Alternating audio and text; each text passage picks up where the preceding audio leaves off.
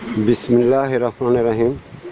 আলহামদুলিল্লাহ, সমস্ত সমস্ত প্রশংসা মহান আল্লাহ পাকের, আর হাজারো দরুদ ও সালাম বিশ্ব নবীর উপরে। আজ বিলায়েতি জালসা প্রতি মাসিকের ন্যায় সেই জালসা অনুষ্ঠিত হচ্ছে।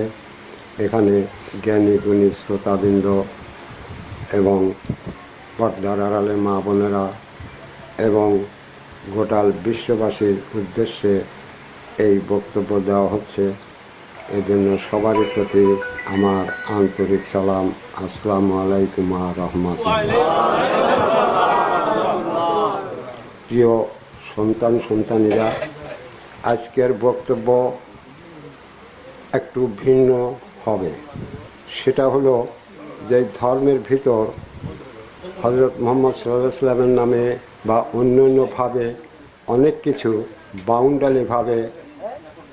বাউন্ডারিভাবে বা হুমজিকেলিভাবে এক শ্রেণীর পীর অলিরা, বাউল গায়কেরা এখানে প্রসার করে দিয়ে মানুষের মনে সেই সব মিথ্যাকে দানা বেঁধে দিয়েছে।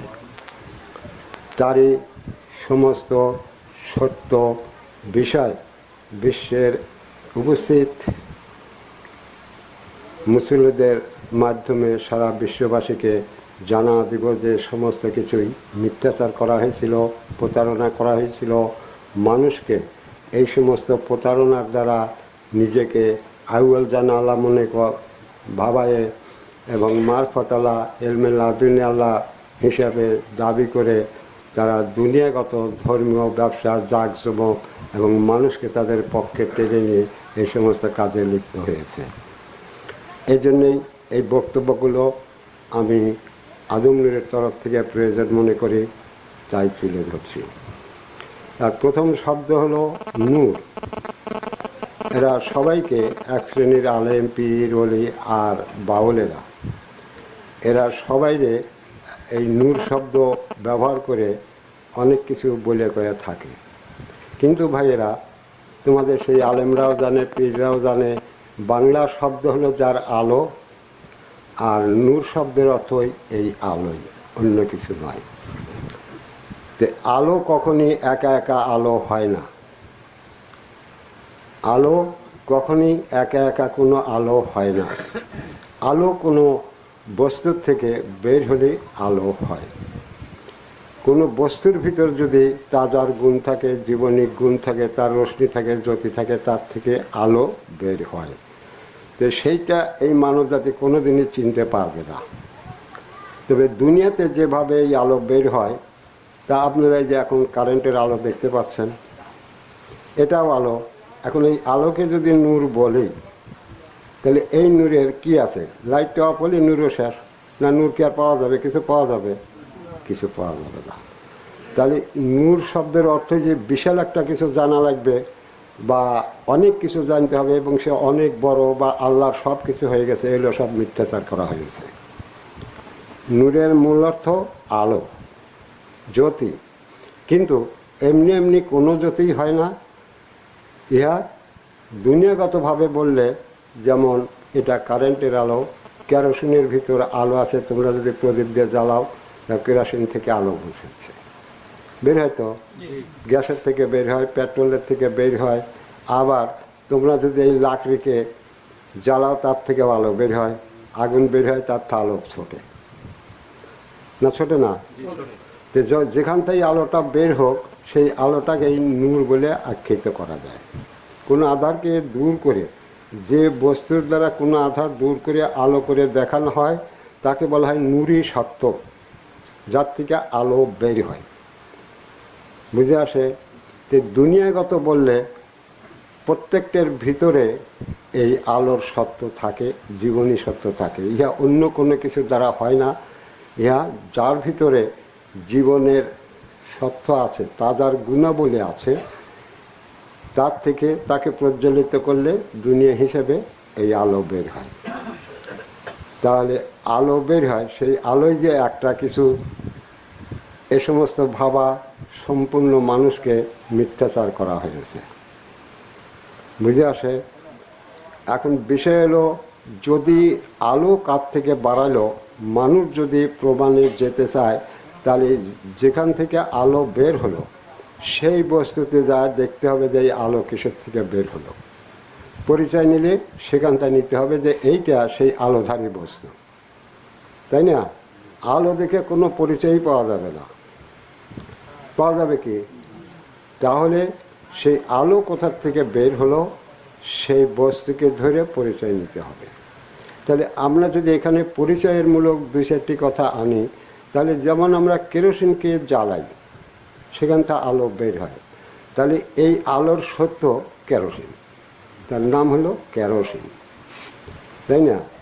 যদি আমরা পেট্রোল জ্বালা অগ্নি বার করি, তাহলে আমরা সেই আলোকে বলবো এটা পেট্রোলের অগ্নি, কারণ ওই বস্তুটার নাম দুনিয়াগতভাবে পেট্রোল রাখা হয়েছে। আমরা যদি তেঁতুলের খড়ি প্রজ্বলিত করে আলো বের করি, তাহলে সেই আলো ওই খড়িটা বেরোতেছে, তখন আমরা এটা বলবো এটা তেঁতুলের খড়ি প্রজ্বলিত করে আলো বের করা হয়েছে, তাহলে তাকে তেঁতুল বলা যেতে পারে নাকি?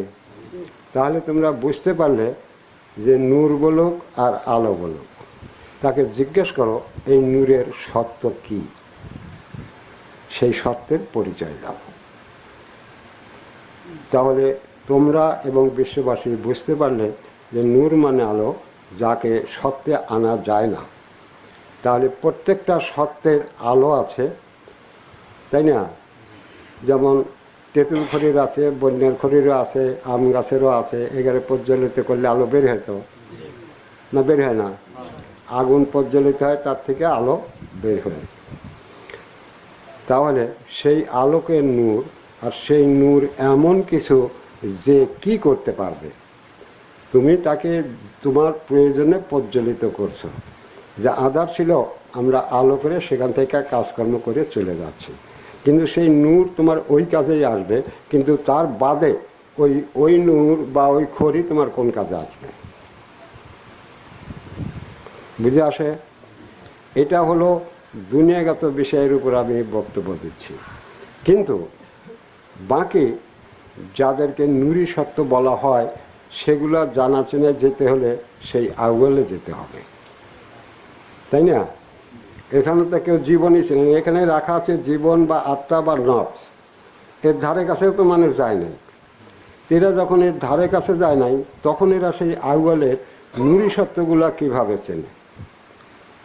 তার কোনো কিছু জানে না, বোঝে না বলেই নূর বললেই একেবারে সব মুতে শেষ। আলেম সাহেব, পীর সাহেব যা কিছু থাকে সব শেষ, ওদের বাপে বাপ নুরি সাহেব আসছে। কিন্তু যদি জিজ্ঞেস করা হয় উনি কোন সত্যের নূরধারী, আলোধারী, পরিচয় নিতে গেলে তো তার সত্য পরিচয় জানতে হবে, উনি কোন সত্যের আলোধারী, তাই না? তাহলে আমি তোমাদের মাধ্যমে বিশ্ববাসীকে এখন বলবো, যদি কেউ বলে যে আমাকে নূর, তাকে জিজ্ঞেস করতে বলো যে সে কোন সত্যের নূর, কোন সত্যের দ্বারা তার থেকে আলো বের হয়। বুঝতে পারছ? এখন এই পর্বে আমি এই দুনিয়াগতভাবেই এখানে একটা কথা বলছি, তোমরা প্রত্যেকটা মানুষ এই দুনিয়াকে দেখো তোমাদের চোখের দরজা দিয়া, যাকে চোখ বলো, তাই না? দেখতে পাও তো? তাহলে তোমাদের ভিতরে নিশ্চয়ই এমন একটা কিছু আছে, একটা থাক, পাঁচটা থাক, 10টা থাক, যে তোমাদের এই দুনিয়া দেখার সুযোগ করে দিচ্ছে, তাই না? আছে তো, দেখতে পাচ্ছ। তাহলে তুমি তো দেখতে পাচ্ছ ওইটা নূর ছুটে যাচ্ছে, দেখতেছো ওই যে হাই বসে রয়েছে, কিন্তু এইটা ধরে কি এই নূরের বা এই দিনের তুমি পরিচয় আনতে পারবে? আনতে পারবে কেউ? এর পরিচয় আনতে গেলে কোথার থেকে এই আলো রশ্মি এসে বা এরই প্রক্রিয়া এসে তুমি দুনিয়া দেখতে পাচ্ছ।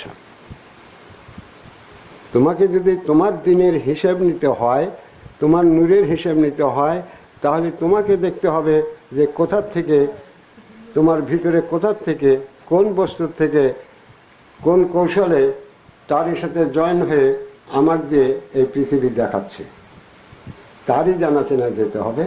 তাকে চিনতে পারলে তোমার এই দেখার তুমি পরিচয় দিতে পারবে, মান দীনতা, তাই না? তাহলে তুমি মান দীনকার সত্য খুঁজে পাবে। এছাড়া এমন কোনো কিছু নাই যে মানব জাতি এই মান দীনকা প্রশ্নের উত্তর খুঁজে পায়, কোনো ক্ষমতা নেই। তাহলে বুঝতে পারলে যে দিন বা তোমার দিনের দিনমণি তোমার ভিতরেই রয়ে গেছে। তা যে কোনো দিনমণিতে আসুক বা যে কোনো জীবনী গুণেতে আসুক, তা তোমার এই চোখের দরজা দিয়ে তুমি দেখতে পাচ্ছ, তাই না? দেখতে পাচ্ছ তো? তাহলে তুমি যদি তোমার দিনের পরিচয় নিতে যাও, তাহলে কোথায় যাবে? তুমি কি সেই আসমানের নুরি সত্য খুঁজতে যাবে, না পীরের বাড়ি যাবে, না নবীর বাড়ি যাবে? আর নবী যদি দয়া করে, তাহলে তো তোমার এই দিনের দিনমণি চেনাতে নিতে হবে। অন্য কিছু চেনালে তোমার দিন হবে? কারণ প্রশ্নটা হলো মান দীনকা, তোমার দিন কি ছিল? কে ছিল তোমার এই দিনে?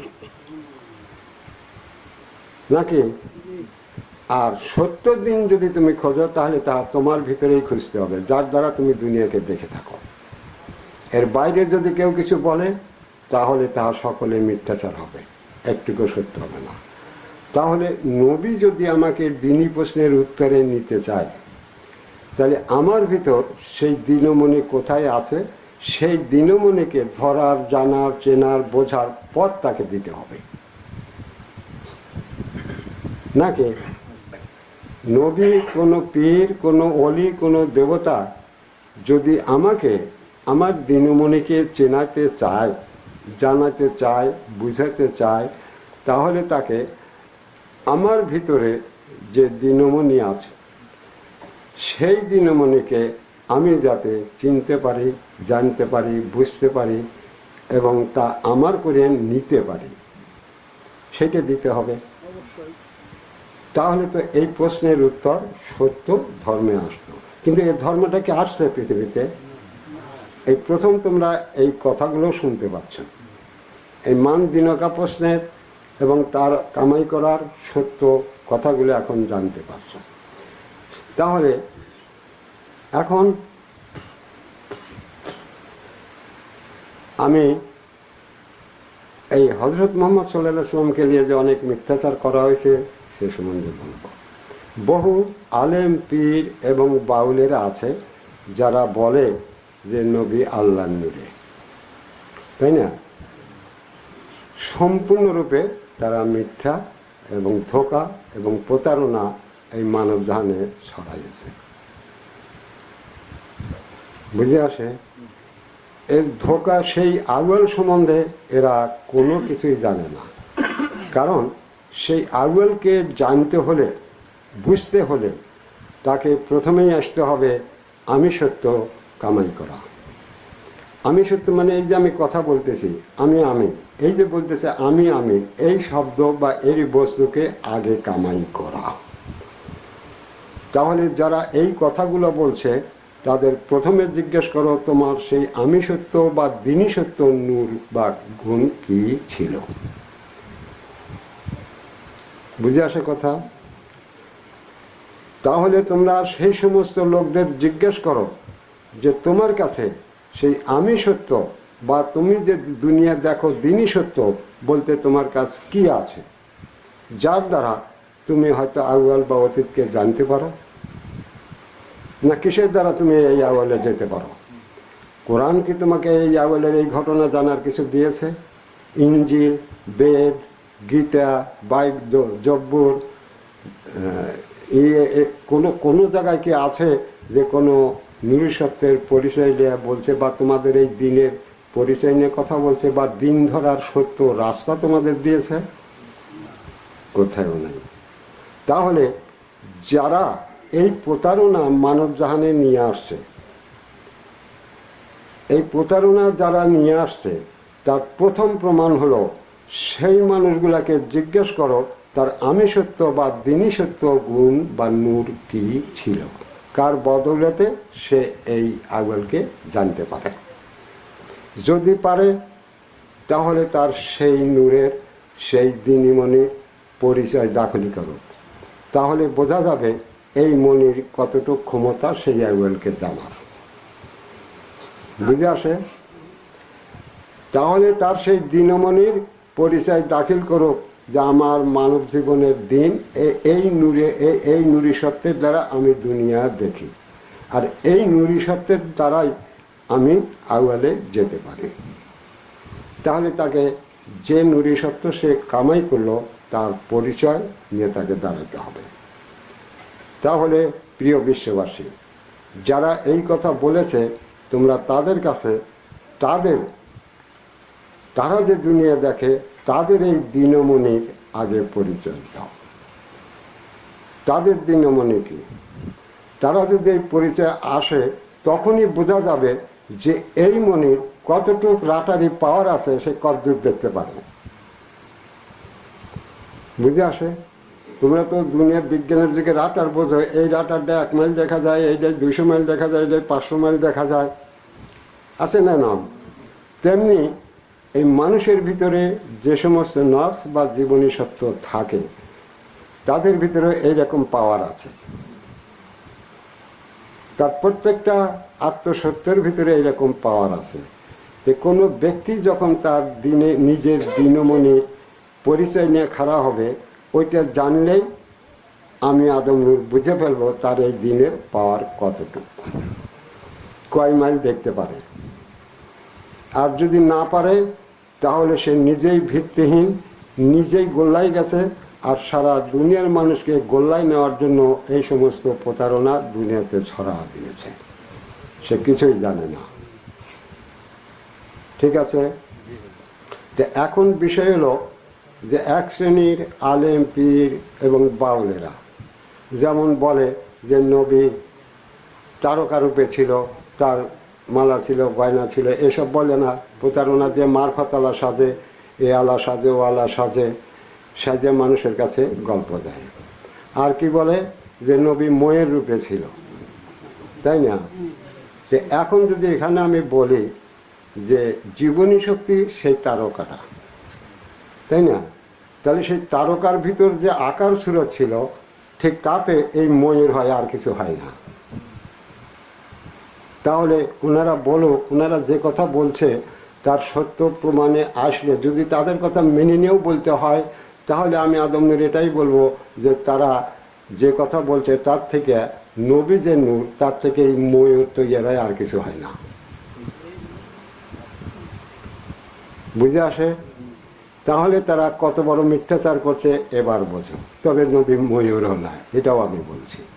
কিন্তু তাদের কথার প্রমাণে এটাই আসে যে তারকার নিজস্ব জীবন আছে, আলো আছে। তোমরা বিজ্ঞান শুনেছ? তাহলে সেই তারকারও ছিল। তাহলে যার ভিতর জীবনী গুণ আছে, নূর আছে, তার ভিতরেই একটা নিজস্ব আকার সুরাত আছে, অন্য কোথাও নেই। যে সেই তারকাকে যদি আকার সুরাতে আনা হয় তাহলে সে ময়ূর হয়ে গেল।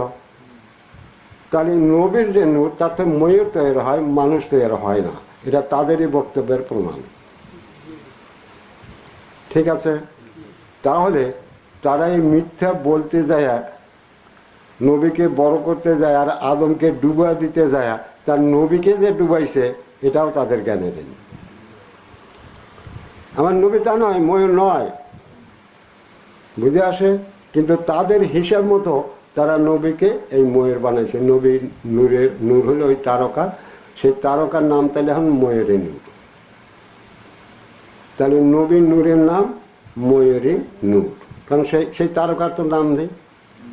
সেই তারকারটা যেটা আকার সুরাতে আনা হয়েছে নাম হলো তার, তাই না? তাহলে নবীর নূরের নাম ময়ূরী নূর। সেই ময়ূরী নূরকে সেই আলেম পীরেরা বাউলরা কিভাবে কয় যে নবী আল্লাহর নূরের সাথে নবী ছিল? কি করে বলে? কোথায় পেল এরা? কিন্তু ভাই এখানে পরিষ্কার প্রমাণ রয়ে গেছে যে আল্লাহ স্বীয় নূরি সত্য একমাত্র আদমকে দান করেছিলেন, তাই না? আদমকে দিয়েছিলেন, আর কাউরে তিনি এই নূরি সত্য দেন নাই। গোটাল অতীতটা এটাই প্রমাণ। তো এনারা কোন এলমে লাদনী, কোন এলমে জালানি, কোন রুহানি শক্তিতে জানলো যে নবী আল্লাহর সত্ত্বে, নূরি সত্ত্বের থেকে নবীকে দেওয়া হয়েছে নবী নূরে আল্লাহ সৃজন। এনারা কোন জালালিতে পাইল, কোন লাদুন্নিতে পাইল, কোন সত্ত্বে গুণে পেল, তার প্রমাণ এনারা খাড়া করুক। নইলে এই মিথ্যাচার থেকে তারা বিরত হোক। আর যদি তারা তাদের মানব জীবনের মঙ্গল চায়, বর্তমানে যারা দুনিয়ায় আছে, তাহলে তারা তওবাতে নাসুহা করুক আর আদম নূরের কাছ থেকে সেই দিনে হেদায়েত গ্রহণ করে ওই জীবন থেকে নিজেকে মুক্ত করুক। নইলে তাদের খবর আছে, নইলে তাদের খবর আছে। বুঝে আসে? তাহলে তোমরা বুঝলে যে নবী কখনই আল্লাহর নূর নয়, আল্লাহর নূরি সত্যতা এই নবী হয়নি। দ্বিতীয় কথা, এখানে মুহাম্মদ নামে সব কিছু বলা হচ্ছে, কিন্তু সেই আউয়ালে মুহাম্মদ বলে কোনো নামের উল্লেখই নেই। তাহলে কে ছিল? না, সে ছিলই না। তাহলে কে ছিল? কারণ সেই আউয়ালে যা আছে তাই দুনিয়া জগতে আছে। তাহলে নবী যদি সেই আউয়ালে না থাকে, তাহলে তো দুনিয়াতেও তার কিছু নাই, তার নিজস্ব কিছু নাই। তাহলে সে আউয়ালে কে ছিল? সেই আলেমরা, পীররা, পুরোহিত, ব্রাহ্মণেরা, সেই অলি আল্লাহরা, সেই বাউলেরা। এবার সন্ধান করো কে ছিল আউয়ালে, তার নাম কি ছিল। বুঝে আসে? কারণ আউয়ালে যদি না থাকে, এই দুনিয়াতেও তার কোনো নিজস্ব কোনো সৃষ্টি নাই, কোনো কিছু নাই। আচ্ছা, তাহলে এটা বুঝতে পারলে যেগুলো সব সেই পীরেরা, অলিরা বা যে সমস্ত আলেমরা বলে বা যে সমস্ত বাউলরা বলে, সবই মিথ্যা বলেছে। নবী ময়ূরও হয় নাই আর তোফা গাছে বসে বসে ধ্যানও করে নাই, এগুলো সব মিথ্যা কথা। বুঝে আসে? ধ্যানও করে নাই। যদি করে তাহলে তাদের অতীতের বয়ানে আসলো না কেন, যে নবী এগুলো কোরআনে আসলো না কেন? ইসলামের মূল দলিল তো কোরআন, তাই না? তাহলে সেখানে নাই কেন? কারণ এগুলো কোনো কিছুই নাই, তারা মিথ্যাচার করেছে, এটাই সত্য।